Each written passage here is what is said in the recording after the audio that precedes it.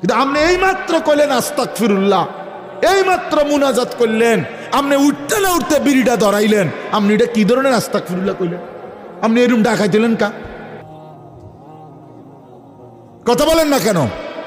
আপনি দিয়ে এই মাত্র মসজিদের থেকে আসরের নামাজ পড়া ইমাম সাহেবের লগে মুনাজাত দিলেন, আমিন আমিন কইলেন, বাইর হইয়েই সাদোয়ানে বইয়া বেডিতে দিকে তাকাইলেন, টেলিভিশনের দিকে। আপনি এটা কোন ধরনের তওবা করলেন?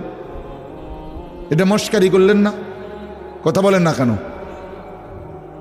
আপনি কার সাথে মস্কারি করেন? কার লগে পাগলামি করেন? আল্লাহর সাথে। বান্দা, আল্লাহ জিজ্ঞেস করে, বান্দা কার লগে করতেছো এটা? তুমি আন্দাজ করো নাই আমারে? তুমি জানো কার সাথে তেড়ামি করো রে? কার সাথে মস্কারি করো?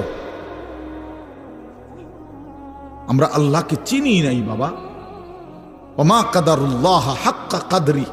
আল্লাহ বলে, বান্দা আসলে তোমরা আমার কদরই করতে পারো নাই, তোমরা বুঝোই নাই আমি কত বড় মালিক। তুমি আমি আল্লাহকে আপনি শুধু বাদশা মনে করছেন, আল্লাহকে আপনি শুধুমাত্র এই সামান্য কদ্দুরের মালিক মনে করছেন। আল্লাহকে আপনি সামান্য কি ক্ষমতা মনে? কোরআন শরীফে আছে, আল্লাহ বলছে ওয়াসসামাওয়াতু মাতবিয়াতুম বিয়ামিনি।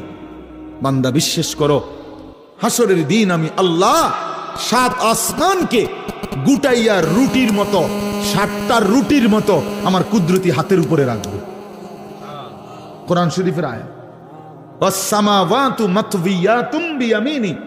আমার ডান হাতে, কুদরতি হাতে 7 আসমানকে গুটাইয়া আমার হাতের মধ্যে রাখবো। আমি সেই মালিক।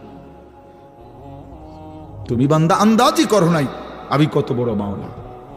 আসলেই বাস্তব, আমিও চিনি নাই, আপনিও চেনেন না। আল্লাহকে আমরা মূল্যায়ন করতে